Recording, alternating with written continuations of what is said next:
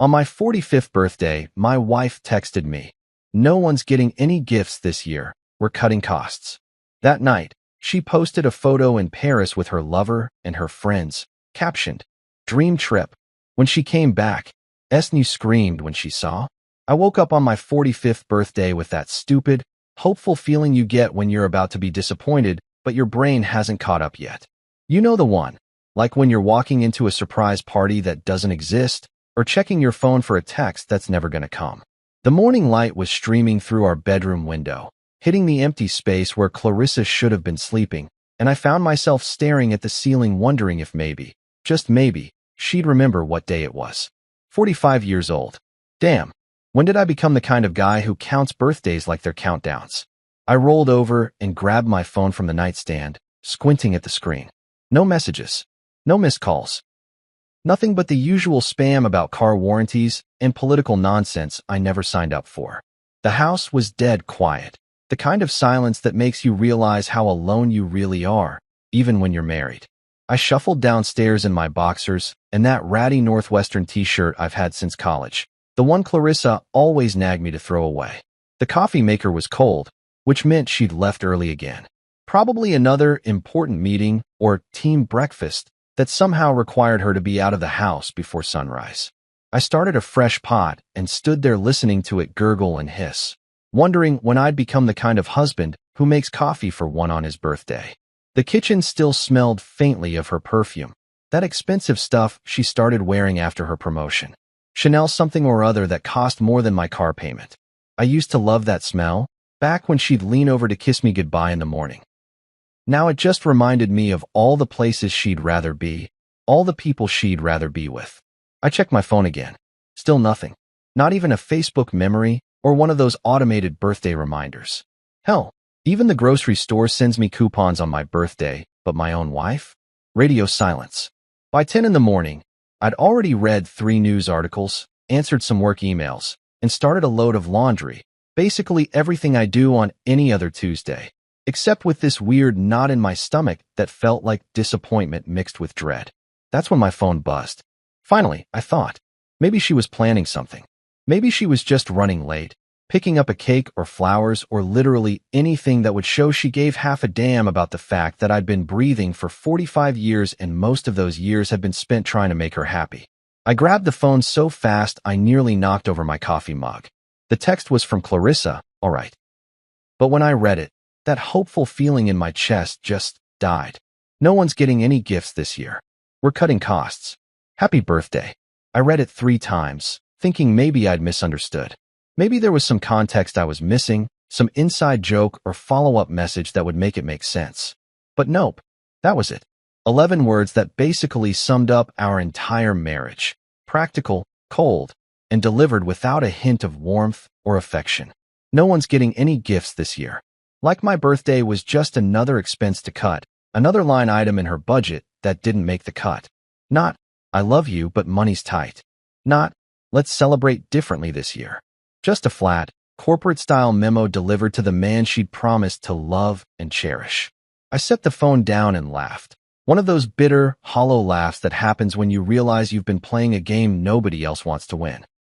Here I was, 45 years old, sitting in my own kitchen on my birthday, getting cost-cutting memos from my wife like I was some random vendor she needed to renegotiate with.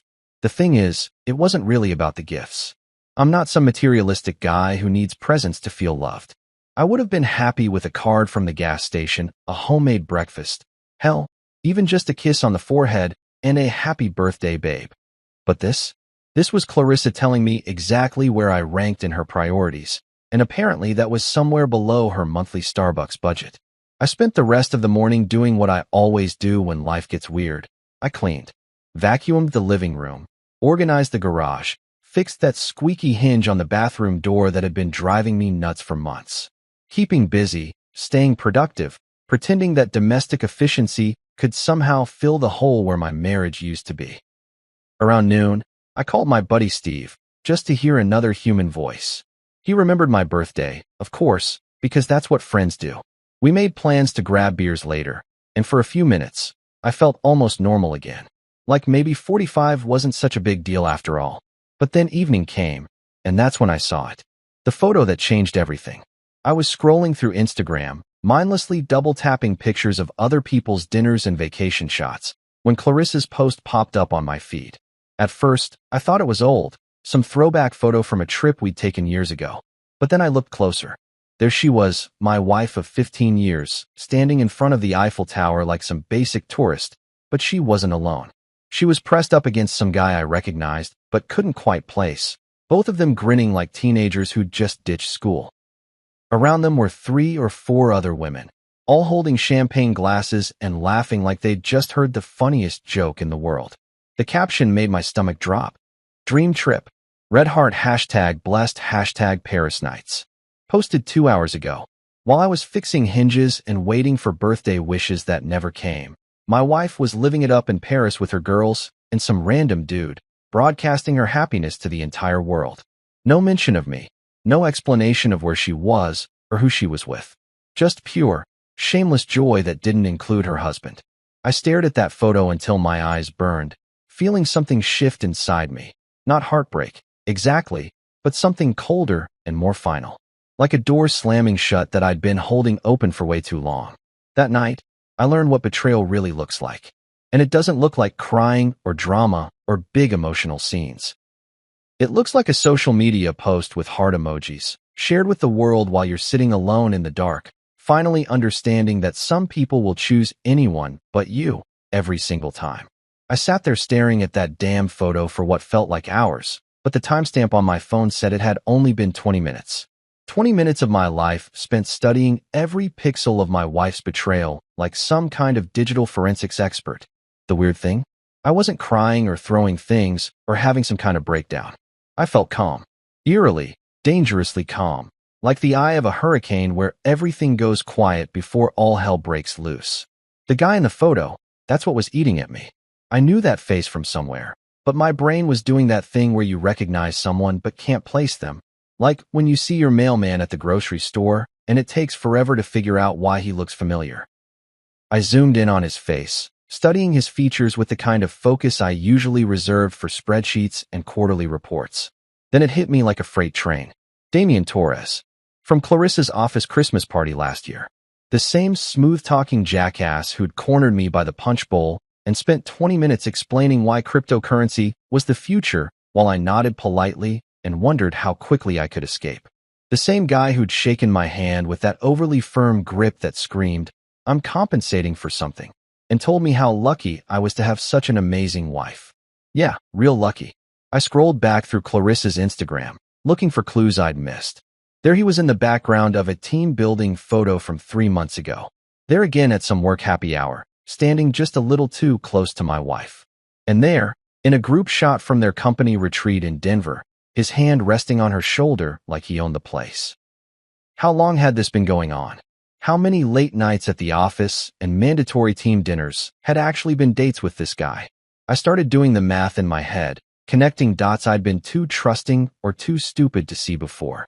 The new lingerie that mysteriously appeared in her drawer. The sudden interest in working out. The way she'd started putting her phone face down whenever I walked into the room. I clicked through more photos from their Paris trip, each one like a punch to the gut. There was Clarissa at the Louvre, looking cultured and sophisticated. Clarissa at some fancy cafe, raising a glass of wine to the camera. Clarissa shopping on the Champs-Élysées, holding up designer bags that probably cost more than my monthly salary. All while I'd been sitting at home like a chump, worried about our finances and wondering why she seemed so distant lately. The real kicker was the comments. Her friends were eating this shit up, posting fire emojis, and "you deserve this, queen," and living your best life. Like watching a married woman parade around Paris with her side piece was something to celebrate. Like I didn't exist at all. I went to the kitchen and grabbed a beer, then came back to my laptop. Time for some real detective work. I logged into our joint bank account, the one Clarissa thought I never checked because I trusted her to handle the finances. Turns out trust is a luxury I couldn't afford anymore. The transaction history told a story that made my blood boil. Flights to Paris, $2,800. Hotel for 5 nights, $1,200. Shopping sprees, $800, $400, $650. Fancy dinners, $200 here, $150 there. all charged to the credit card that was supposedly maxed out, the same card she'd lectured me about when I bought a new power drill last month. But here's the thing that really got me. She'd been planning this trip for months. The airline tickets were purchased back in February, right around Valentine's Day, when she told me we couldn't afford to go out to dinner. The hotel reservation was made in March. The same week, she suggested we cancel our cable to save money. Every time she'd made me feel guilty about spending $10 on lunch or buying a decent bottle of wine. She'd been secretly planning this elaborate European vacation with her boyfriend. I found her passport in the bedroom drawer, right where she'd left it, still warm from the trip. Inside the cover was a boarding pass stub and a receipt from some high-end restaurant in Montmartre. On the back of the receipt, someone had written, "Until next time, beautiful," in handwriting that definitely wasn't Clarissa's. That's when it really sank in. This wasn't just some impulsive fling or midlife crisis. This was calculated, premeditated. She'd been living a double life for months, maybe years, spending our money on another man while making me feel like a burden for existing in my own house. I walked back to the living room and looked around at our life together. The photos on the mantle of our wedding day, when she actually smiled at me like I mattered. The couch we'd picked out together at IKEA, arguing over fabric colors like it was the most important decision in the world. The bookshelf full of novels she used to read to me on Sunday mornings when we still liked each other. It all felt like evidence from someone else's life now. Like I was walking through a museum of a marriage that had died so slowly I hadn't noticed when it stopped breathing. My phone buzzed with another Instagram notification. Clarissa had posted again, this time a selfie from the plane, captioned, "Already missing Paris. Can't wait to go back soon, smiling face with hard eyes airplane." The comments were flooding in again, more heart emojis and encouragement from friends who clearly knew more about my wife's life than I did. I closed the app and sat back in my chair, feeling that strange calm settle over me again. Tomorrow, she'd come home with stories about how amazing the trip was, probably leaving out the part about Damien. She'd act like nothing had changed, like I hadn't spent the last 3 days discovering that my entire marriage was a lie. But something had changed. I had changed. The Marcus who'd woken up hoping for a birthday text from his wife was gone. In his place sat a guy who finally understood exactly what he was dealing with. And I was done being surprised. That night, I couldn't sleep. Not because I was devastated or heartbroken. Hell, I was way past that point. I couldn't sleep because my brain had shifted into what I call project mode, the same focused energy I get when I'm solving a complex problem at work. Except this time, the problem was my lying, cheating wife, and I was about to become very, very good at solving it. I crept out of bed around 2 in the morning and headed straight for my home office. Clarissa always joked that I was obsessive about keeping records, filing everything away like some kind of accountant on steroids. She used to roll her eyes when I'd save receipts and organize bank statements, calling me paranoid and uptight. Turns out being paranoid pays off when your spouse is running a side business in betrayal. I fired up my laptop and started pulling files. You see, Clarissa had made one crucial mistake over the years. She'd given me access to everything. Joint bank accounts, shared credit cards, her email password that she'd never bothered to change since 2018. She'd gotten lazy, comfortable, probably figuring I was too trusting or too whipped to ever check up on her. Big mistake, sweetheart. The first thing I printed was 6 months of credit card statements. Every charge, every transaction, every late-night Uber ride that she'd claimed was work-related. I highlighted the suspicious ones in yellow. Dinners for 2 at restaurants we'd never been to together, charges at lingerie stores during her lunch breaks, hotel bookings in cities where she was supposedly attending solo conferences. Next came the phone records. Our family plan gave me access to call logs and text summaries, and brother, did they tell a story. Hundreds of calls to Damien's number, some lasting over an hour. Text message after text message, sent at all hours of the day and night. The phone company doesn't show you the actual content, but they show you the frequency, and the frequency was damning as hell. I printed bank records showing cash withdrawals at weird times and locations.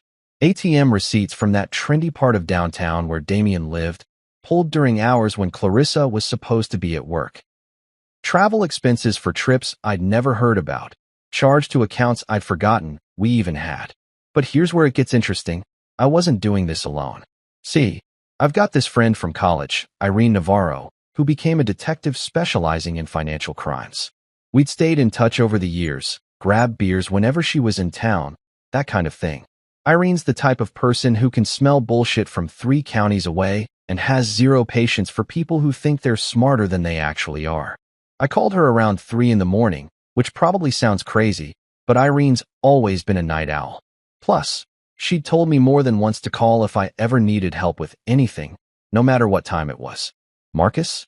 What's wrong? Her voice was alert, professional. No grogginess or confusion, just immediate focus. I need some advice about documenting financial fraud, I said, cutting straight to the point. Hypothetically. There was a pause. Hypothetically, huh? This about Clarissa. Irene had never liked my wife. Not in an obvious way. She was always polite at parties and family gatherings. But I could tell. Women have this radar for other women's BS that guys completely miss. Looking back, Irene probably saw through Clarissa's act years before I did. What do you need to know? She asked. I explained everything. The Paris trip, the hidden expenses, the systematic deception. Irene listened without interrupting, occasionally making those little sounds that cops make when they're taking mental notes. You want my professional opinion? She said when I finished. Document everything. Print it, file it, make copies. Don't confront her yet. People get stupid when they panic, and stupid people destroy evidence. You want to be bulletproof before you make any moves. She walked me through the process like she was briefing a rookie detective. What to save, how to organize it, where to store backup copies. She even gave me some tips about tracking digital evidence and preserving metadata that I never would have thought of on my own. One more thing, Irene said before we hung up. This isn't just about catching her cheating. If she's been hiding expenses and lying about finances, you might be looking at fraud, tax implications, all kinds of nasty legal stuff. You need to protect yourself. I spent the next 4 hours building what I started calling the file. Every piece of evidence, organized chronologically and cross-referenced by type. Financial records, photos, phone logs, travel receipts. I even found email confirmations for spa treatments and shopping sprees that Clarissa had forwarded to herself but forgot to delete from our shared account. By the time the sun came up, I had a manila envelope stuffed with enough evidence to end a marriage and probably ruin a career or two.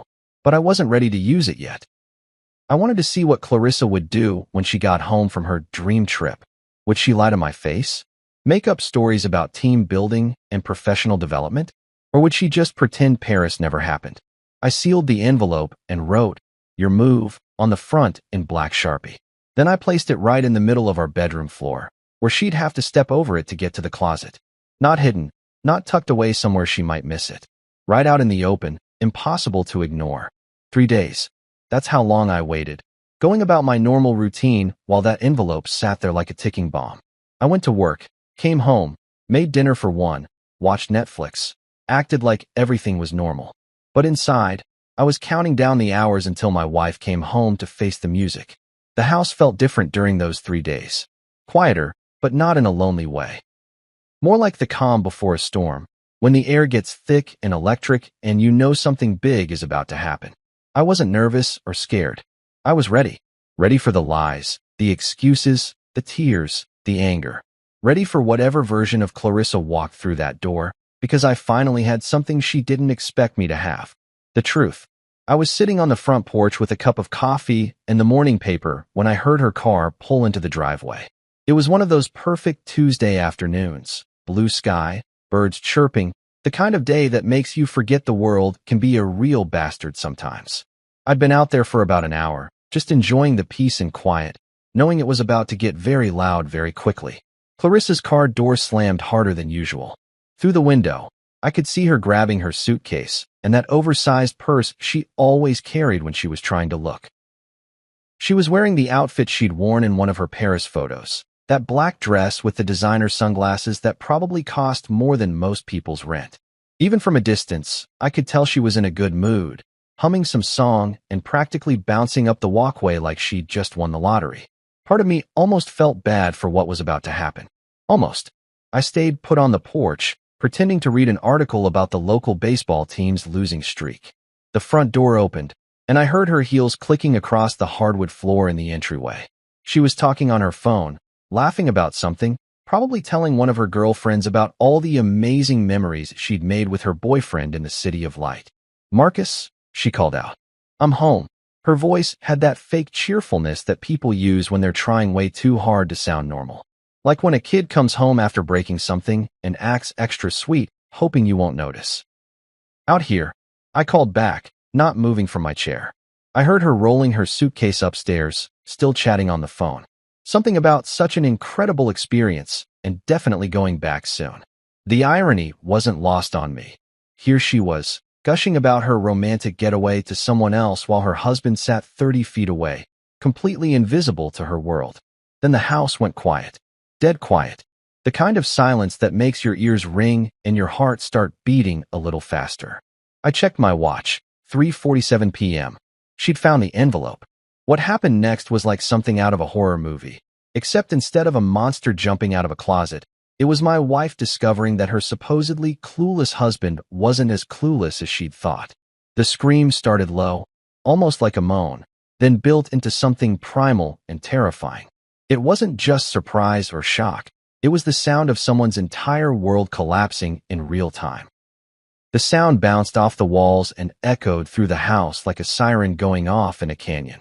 I set down my coffee cup and waited. The screaming stopped abruptly, replaced by frantic footsteps and the sound of papers rustling.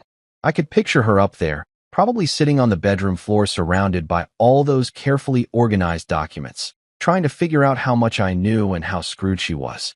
Then came the cursing. Clarissa had always prided herself on being refined, classy, the kind of woman who said darn instead of damn and never raised her voice in public. But the woman upstairs was dropping F-bombs like a drunk sailor, screaming things I'd never heard come out of her mouth before. Heavy footsteps thundered down the stairs. I heard her stumble, probably because she was trying to run in those ridiculous heels. Then the back door slammed open so hard it rattled the whole house. "Marcus." I turned in my chair, and there she was, bursting onto the porch like some kind of avenging angel, except angels probably don't wave around financial documents while their face turns purple with rage. Her perfect Paris hair was already falling out of whatever expensive style she'd paid for, and her makeup was smudged from what I was guessing had been some panic crying upstairs. "What the hell is this?" she shouted, shaking the papers at me like they were on fire. I took a sip of my coffee, kept my voice level. "That's everything you've done while telling me we were broke." Figured it was time to stop pretending. She just stared at me for a second, like she couldn't process that I was sitting there so calm while her world was exploding. Then she started pacing back and forth across the porch, muttering under her breath and occasionally stopping to glare at me like this was somehow my fault. "You had no right to," she started. "To what?" "Check our joint bank account. Look at our shared credit cards." "Jesus, Clarissa, I'm not some stranger who hacked into your system. I'm your husband. Or did you forget that part while you were playing house with Damien in Paris?" The mention of his name hit her like a slap. Her face went white, then red, then back to white again. "How do you know about your boyfriend? Your secret vacation? The fact that you've been lying to me for months while spending our money on another man?" I stood up slowly, keeping my voice steady. "I know about all of it." She tried to recover, switching tactics like a politician caught in a scandal.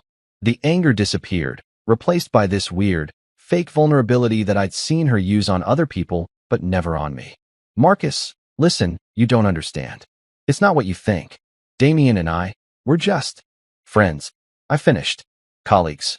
Let me guess, you were just showing him around Paris as a professional courtesy?" She opened her mouth to keep lying, then seemed to realize how ridiculous she sounded. Instead, she changed direction again, going straight for the guilt trip. "Are you going to ruin my life over this?" she asked, her voice cracking in that way that used to make me want to fix whatever was wrong. But not anymore. I looked at this woman I'd been married to for 15 years, this person I'd loved and trusted and built a life with, and all I felt was nothing. Not anger, not sadness, not even disappointment. Just a cold, clear understanding of exactly who she was and who she'd always been. "I'm not going to ruin your life, Clarissa," I said, picking up my coffee cup and heading for the door. "You already did that yourself."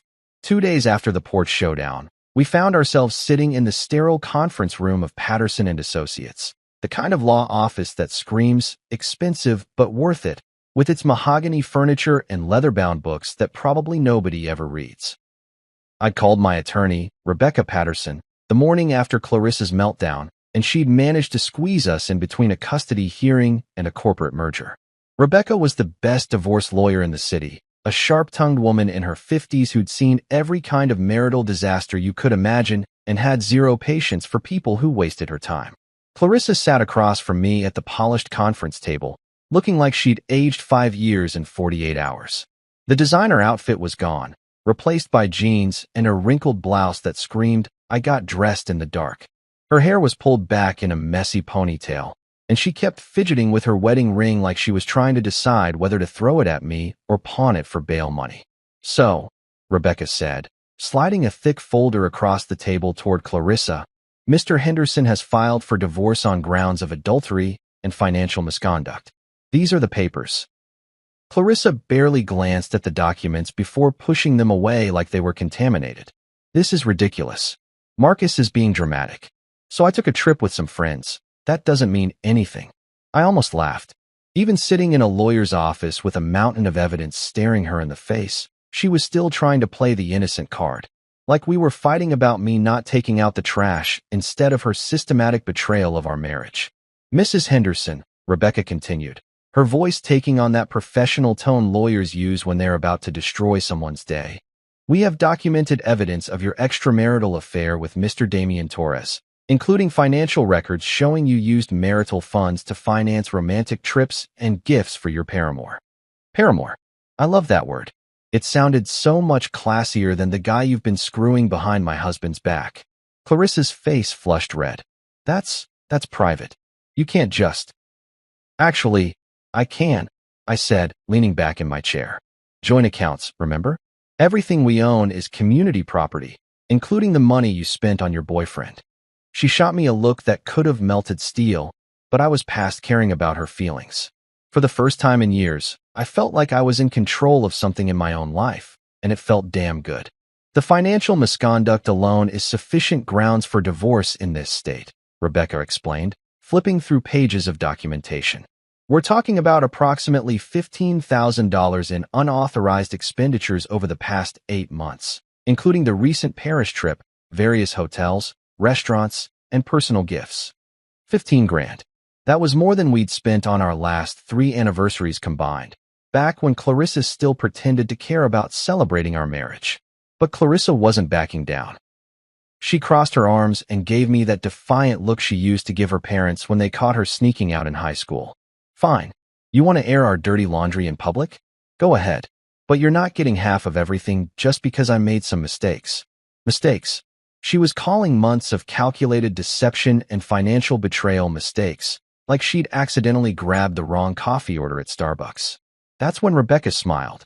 Not a friendly smile, but the kind of predatory grin that divorce lawyers perfect after years of watching cheating spouses dig their own graves.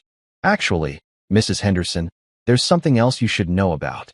She reached into her briefcase and pulled out a second file, this one noticeably thicker than the first.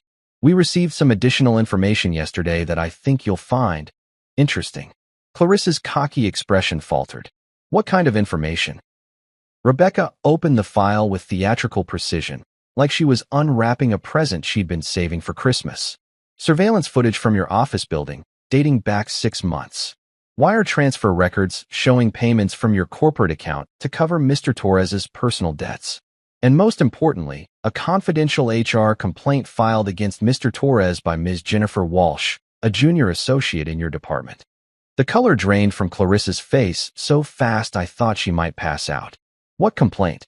"Sexual harassment," Rebecca said, reading from the file.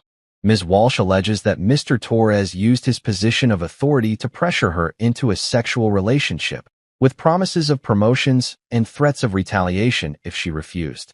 She also claims that certain senior staff members were aware of Mr. Torres's behavior and failed to take appropriate action." I watched my wife's world crumble in real time. Her mouth opened and closed like a fish gasping for air, and her hands started shaking so badly she had to clasp them together to make it stop. "The complaint was filed 3 weeks ago," Rebecca continued, clearly enjoying herself. "Mr. Torres was placed on administrative leave yesterday, pending a full investigation. His corporate email and building access have been suspended. That's not possible, Clarissa whispered. Damien told me he was taking vacation time too. She stopped mid-sentence, realizing she'd just admitted to coordinating travel plans with the man she'd claimed was just a colleague. To what, Mrs. Henderson? Take you to Paris? Using money that the company is now investigating as potential embezzlement. Clarissa looked at me with genuine panic in her eyes for the first time since this whole thing started. Not anger or defiance or fake tears.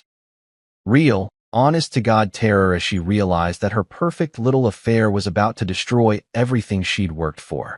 The company's investigation will likely uncover the financial irregularities, Rebecca said, closing the file with a satisfied snap. Wire transfers, expense account abuse, misuse of corporate resources. Your employer takes these things very seriously, especially when they involve sexual harassment and fraud. I sat back and watched my wife process the fact that her boy toy wasn't just a cheating boyfriend. He was a predator who'd been using his position to exploit other women, and she'd been helping him do it. Marcus, she said, her voice barely above a whisper. I didn't know. I swear I didn't know about any of this. For the first time since I discovered her betrayal, I almost felt sorry for her. Almost. Then I remembered all those nights she'd made me feel guilty for questioning her late meetings and weekend conferences. Maybe not, I said. But you knew you were lying to me. You knew you were spending our money on another man. You knew you were destroying our marriage. She had no answer for that. None at all. I was drinking my morning coffee and scrolling through the news when Clarissa's phone started blowing up. It was barely 7 in the morning, but that thing was buzzing like an angry wasp trapped in a jar. Text after text, call after call, all ignored while she pretended to sleep in the guest bedroom where she'd been crashing since our lawyer meeting. The first call came from her direct supervisor at 8:15. I knew because Clarissa had programmed everyone's contact info with those obnoxious custom ringtones, and Janet Morrison's was some classical music that made her sound more important than she actually was. The phone rang 4 times before going to voicemail, then immediately started ringing again. That's when I knew this wasn't just another day at the office. By the time Clarissa finally dragged herself downstairs around 9, her phone had received 17 missed calls and God knows how many texts. She looked like hell, puffy eyes, yesterday's makeup smeared under her chin, wearing one of my old college sweatshirts that hung on her like a tent. This was not the same confident woman who'd been posting glamour shots from Paris less than a week ago. Something's wrong, she said, staring at her phone like it was about to explode. Everyone's calling me. I didn't say anything. Just kept reading my paper and sipping my coffee like this was any other Tuesday morning in suburbia. Her phone rang again. Janet Morrison, round 18. This time Clarissa answered. Janet? Sorry, I was in the shower. What's? She stopped talking so abruptly I thought the call had dropped. Then her face went white as a sheet. What do you mean, immediately? I couldn't hear Janet's side of the conversation, but I could guess. Corporate HR departments don't call at 8 in the morning with good news, especially when one of your colleagues is under investigation for sexual harassment and financial misconduct. But I just got back from vacation, Clarissa said, her voice getting higher and more desperate. I haven't even checked my emails yet. More silence, more color draining from her face. I understand. Yes, I'll be there in an hour. She hung up and just stood there holding her phone, staring at nothing like she was trying to process information that didn't compute. Everything okay at work? I asked, not looking up from the sports section. I have to go in, she said. HR wants to see me. Probably just routine stuff, I said. Maybe they want to hear about your team-building trip to Paris. The sarcasm hit its target. She shot me a look that could have cut glass, but she was too scared to start another fight. Instead, she ran upstairs to get dressed, moving with the frantic energy of someone who knows they're about to get fired but hasn't accepted it yet. I watched her leave from the kitchen window, backing out of the driveway like she was driving to her own execution. Her BMW, the one she'd leased last year because she deserved nice things, looked smaller somehow, less impressive. Funny how a car can look expensive and desperate at the same time. She was gone for 3 hours. When she came back, she didn't even make it all the way into the house before she started crying. Real crying, not the manipulative tears she'd tried on me before. These were the ugly, snotty sobs of someone whose life had just imploded in a corporate conference room. I found her sitting in her car in the driveway, gripping the steering wheel like it was the only thing keeping her from floating away into space. I knocked on the window, and she looked up at me with red, swollen eyes that held no trace of the arrogance I'd gotten used to over the past few years. "They fired me," she said through the glass, her voice muffled and broken. I opened the car door and sat down in the passenger seat. Not because I felt sorry for her, but because I wanted to hear this story firsthand. "Policy violations," she continued, wiping her nose with the back of her hand. "Conflict of interest. Misuse of corporate funds. They said I used company resources to facilitate an inappropriate relationship with a subordinate." "Damien was your subordinate?" "Junior partner," she admitted. "I was his supervisor on the Hartwell account." "Perfect." So not only had she been cheating on me with a colleague, she'd been abusing her position to do it. The hits just kept coming. "They escorted me out," she said, staring straight ahead, like I was some kind of criminal. "Packed up my office while security watched, made me turn in my badge and my laptop. 15 years with that company, Marcus. 15 years, and they threw me away like garbage." I almost pointed out that she'd thrown away our 15-year marriage just as easily, but she looked so broken that even I wasn't cruel enough to pile on. "What about Damien?" I asked. Her laugh was bitter, hollow. "Gone. Fired yesterday, same day as the HR meeting. They called it mutual termination pending investigation, but everyone knows what that means." I was quiet for a minute, letting the reality of the situation sink in. Clarissa had lost her job, her boyfriend, and her marriage in the span of a week. It was almost enough to make you feel sorry for her, if you forgot about the months of lies and betrayal that had led to this moment. "He hasn't returned any of my calls," she said quietly. "Damien, I've been texting him since yesterday, and it's like he disappeared. His social media accounts are all deactivated. Maybe he's dealing with his own problems right now. Or maybe he never gave a damn about me in the first place." Finally, some self-awareness. 3 days later, Clarissa tried to have the conversation. You know, the one where the cheating spouse suddenly wants to work things out after their whole world has gone to hell. She'd been tiptoeing around me since getting fired, making coffee in the morning, cleaning up after herself, even doing laundry without being asked. It was like watching someone audition for the role of good wife after spending months perfecting the part of lying, cheating nightmare. I was in the garage, working on my old Camaro, a 1987 that I'd been restoring piece by piece for the past 5 years. It was my escape, my meditation, the one place where everything made sense and nothing could lie to me. An engine either ran or it didn't. Parts either fit or they didn't. No gray areas, no manipulation, no bullshit. "Marcus." Her voice was small, tentative, like she was approaching a wild animal that might bolt if she moved too fast. I didn't look up from the carburetor I was rebuilding. "Yeah. Can we talk?" "We're talking now." She stepped into the garage, careful not to get too close. Over the past week, she'd learned to read my moods, and right now I was radiating the kind of energy that said, approach with extreme caution. "I mean, really talk. About us. About what happened." I finally looked up, wiping my hands on an old shop rag that was more grease than fabric. She was wearing that blue sundress I used to love, the one she'd worn on our honeymoon in Mexico Beach. "I made a mistake, Marcus," she said, crossing her arms like she was trying to hold herself together. "A huge mistake. I didn't think it would go this far." There it was again. Mistake. Like she'd accidentally put salt in her coffee instead of sugar, not systematically deceived her husband for months while spending thousands of dollars on another man. "Which part was the mistake?" I asked, setting down my tools. "Lying to me about where you were going? Stealing our money to pay for your boyfriend's lifestyle? Or posting pictures of your affair all over social media?" She flinched at each word like I was slapping her. "All of it. The whole thing. I got caught up in something that felt exciting and new, and I lost sight of what was important." "What was important, Clarissa?" "Us. Our marriage. You." I laughed, and the sound echoed off the garage walls like a gunshot. "Bullshit. You know what's important to you? Getting caught. That's the only thing you're sorry about." "That's not true, isn't it?" I stood up, and she took a step back.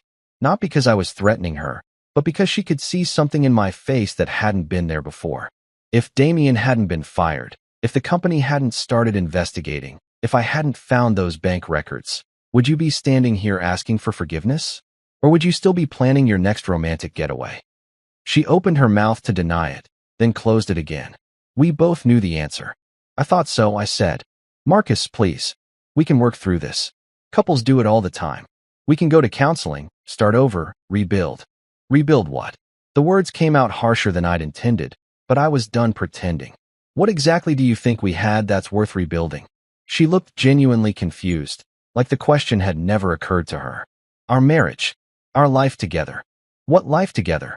You mean the one where you travel with your friends while I stay home? Where you make decisions without consulting me? Where you lie about money and disappear for days at a time? I shook my head. That's not a marriage, Clarissa. That's me being a convenient roommate who helps pay your bills. It wasn't always like that. Yes, it was. The truth hit me as I said it, clear and painful as a broken bone. It's been like that for years. I just kept making excuses for you because I didn't want to admit that the woman I married had turned into someone who saw me as an obstacle to her happiness. She started crying then, but they weren't the manipulative tears from before. These were different, the kind of crying that happens when someone finally realizes they've lost something they can't get back. I do love you, she whispered. No, you don't, I said, and for the first time since this whole mess started, I felt something like peace. You love the idea of being married. You love having someone to fall back on when your adventures don't work out. But you don't love me, Clarissa. If you did, none of this would have happened. She stood there for a long moment, tears streaming down her face, probably waiting for me to comfort her or tell her everything would be okay. But I didn't move. I didn't reach for her or offer empty reassurance or pretend that love could fix what was broken beyond repair. I don't hate you, I said finally. But I don't care anymore, either. You spent years choosing everyone but me. Now you get to live with that choice. She left the garage without another word, and I went back to working on my engine. Some things, once they're broken, can't be fixed. But some things, like self-respect and the truth, are worth more than trying to repair what was never really whole to begin with. There's this jewelry store downtown called Brennan's that's been around since the 50s. The kind of place where 3 generations of the same family have been selling engagement rings and anniversary gifts to hopeful idiots like me. I'd been going there for years, picked out Clarissa's wedding ring there, bought her earrings for our 5th anniversary, even got her a tennis bracelet when she made partner at her firm. About 2 weeks before my birthday, back when I still thought my wife might give a damn about celebrating another year of my existence, I'd walked into Brennan's with a specific mission. I wanted to get Clarissa something meaningful, something that might remind her of what we used to have before everything went sideways. Old Mr. Brennan himself was working that day, must have been pushing 80, but still sharp as a tack and twice as charming. He remembered me from previous visits, which was both impressive and slightly depressing. How many jewelry stores does a guy visit that the owner knows him by name? Anniversary coming up, Marcus? He'd asked, leading me over to the display case near the window. Birthday, I'd said. Mine, actually. Figured I'd get her something nice. He'd raised an eyebrow at that, but didn't comment. Brennan had probably seen enough marriages come and go to recognize the signs of a man trying too hard to fix something that might already be broken. We looked at rings first, then bracelets, but nothing felt right. Everything seemed too flashy or too generic, like the kind of gift you buy when you're going through the motions, but not really feeling it. Then Brennan showed me the necklaces. This one's special, he'd said, pulling out a simple gold chain with a small compass charm. 18-karat gold, handcrafted by a local artist. The compass is functional, actually points north. I'd held it up to the light, watching the tiny needle settle on magnetic north like it was programmed to always find its way home. Something about that hit me right in the chest. The idea of always knowing which direction you're headed, always having something to guide you when you're lost. It's perfect, I'd said, and meant it. Brennan had wrapped it in one of those fancy little boxes with the velvet lining, and I carried it home feeling pretty good about myself. For once, I'd found a gift that felt personal, meaningful, something that might actually make Clarissa smile the way she used to when we first started dating. That was before the no gifts this year text. Before Paris. Before I discovered that my wife had been using our money to finance her affair while lecturing me about cutting costs. The necklace had been sitting in my dresser drawer for 3 weeks now, still in its little box, like a monument to my own stupidity. Every time I opened that drawer to grab socks or underwear, there it was, reminding me of the man I used to be. the guy who still believed his wife might appreciate a thoughtful gesture. Yesterday, my goddaughter Emma had come over for dinner. She's my brother's kid, just turned 16, smart as hell, and twice as sassy. Emma's always been special to me. Probably because she's got this way of seeing through people's crap that reminds me of myself at that age, before life taught me to be more trusting than I should have been. We were sitting on the back deck after dinner, watching the sunset and talking about her plans for college, when I remembered the necklace. I'd been carrying it around in my pocket for the past few days, not really sure what to do with it. Throwing it away seemed wasteful, and returning it felt like admitting defeat. "Hey, Em," I'd said, pulling out the little velvet box. "I got this for someone, but it didn't work out. You want it?" She'd opened the box and gasped. Actually gasped, like I'd just handed her the crown jewels. "Uncle Marcus, this is beautiful. Are you sure? Dead sure. Besides, you're the only person I know who actually deserves nice things." That's when she started crying. Not the dramatic, attention-seeking tears that teenage girls sometimes use as weapons, but quiet, genuine tears that made my chest tight with emotions I didn't know I still had. "What's wrong, kiddo?" "Nothing's wrong," she'd said, fastening the necklace around her neck with shaking fingers. "It's just, nobody's ever given me anything this nice before. Like, ever." I'd helped her with the clasp, watching the compass settle against her collarbone like it belonged there. The needle pointed north, steady and true, just like it was supposed to. "You know what this means?" she'd asked, touching the charm gently. "It means you'll always know which way you're going." "No," she'd said, looking at me with those wise beyond her years eyes. "It means somebody believes I'm worth finding my way." That night, after Emma went home, I sat in my garage with a beer and thought about the difference between giving a gift to someone who deserves it and giving one to someone who expects it. Clarissa had expected jewelry, flowers, dinner reservations, all the standard husband-to-wife offerings that come with marriage like items on a contract. But Emma had been surprised, grateful. She'd seen the necklace as a symbol of worth, of being valued, of someone believing she mattered enough to receive something beautiful. That's when I realized the real gift wasn't the necklace itself. It was learning the difference between love and obligation, between appreciation and entitlement. Clarissa had never deserved that compass, because she'd never been lost enough to need finding. But Emma? She understood that some gifts aren't just objects. They're promises that you matter, that someone sees your value even when you can't see it yourself. The necklace had found its way to exactly the right person. Just like that little compass, pointing true north. 3 weeks after the divorce papers were filed, I got an invitation that I'd completely forgotten about. Tommy Castellano, my college roommate and one of the few people who'd stayed genuinely loyal over the years, was finally tying the knot with his girlfriend Sarah. The wedding was set for Saturday afternoon at some fancy country club on the north side of town, the kind of place where they charge you $50 for a piece of chicken and call it culinary artistry. I almost didn't go. Weddings are weird when you're in the middle of a divorce, like showing up to a birthday party when your own dog just died. Everything feels too happy, too optimistic, too full of promises that you know have about a 50-50 chance of actually working out. But Tommy had been there for me through all the Clarissa drama, listening to me vent over beers and never once saying, "I told you so," even though he probably wanted to. So I put on my good suit.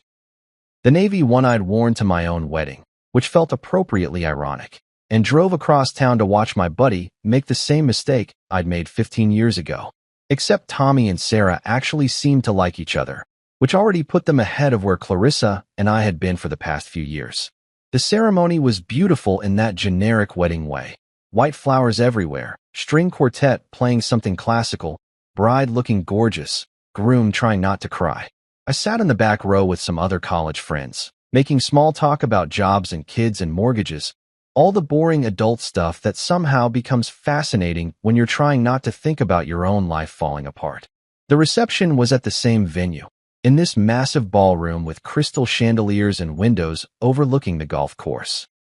I grabbed a beer from the bar and found a table with some guys I knew from Tommy's bachelor party, settling in for an evening of mediocre food and awkward dancing. That's when I saw her.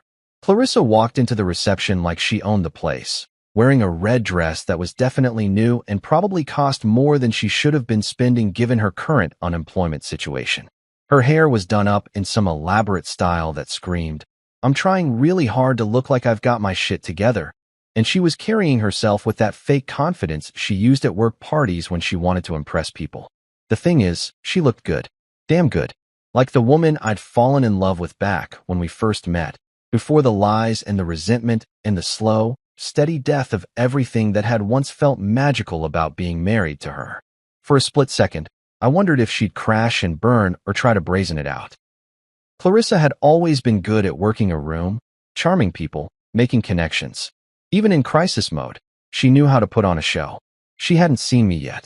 She was making her way through the crowd, air-kissing acquaintances and complimenting dresses, playing the part of the successful career woman who definitely wasn't spiraling into financial and professional ruin. I watched her work the room like a politician, all smiles and small talk, probably hoping to network her way into a new job. Then our eyes met across the dance floor. It was like watching someone's mask slip in slow motion. The confident smile faltered, her shoulders tensed up, and for just a moment, she looked like a deer caught in headlights. But Clarissa was nothing if not resilient. She recovered quickly, straightened her dress, and started walking toward my table with the determined stride of someone who decided to face the music. "Marcus," she said when she reached our table. "I didn't know you'd be here." "Tommy invited me," I said, not standing up or offering her a chair. "We go way back." She smiled, that plastic smile she used when she was trying to pretend everything was normal. "That's nice. It's a beautiful wedding, isn't it?" The guys at my table were suddenly very interested in their drinks, clearly sensing the tension but not wanting to get involved in whatever domestic drama was about to unfold. I couldn't blame them. Nobody wants to watch a marriage implode at someone else's reception. "Yeah, it's great," I said. "Must be nice to see two people who actually want to be married to each other." Direct hit. Her smile twitched like it was being held up by fishing line. She tried to recover by making small talk about the venue and the flowers, but before she could really get rolling, an older woman approached our table. I recognized her as Aunt Carol, the bride's aunt who'd given the reading during the ceremony. She was probably in her 70s, one of those sweet grandmother types who bakes cookies for church fundraisers and remembers everyone's birthday. "Clarissa, dear," Aunt Carol said, beaming like she'd just found a long-lost relative. "How wonderful to see you." Clarissa's smile became genuinely warm for the first time all evening.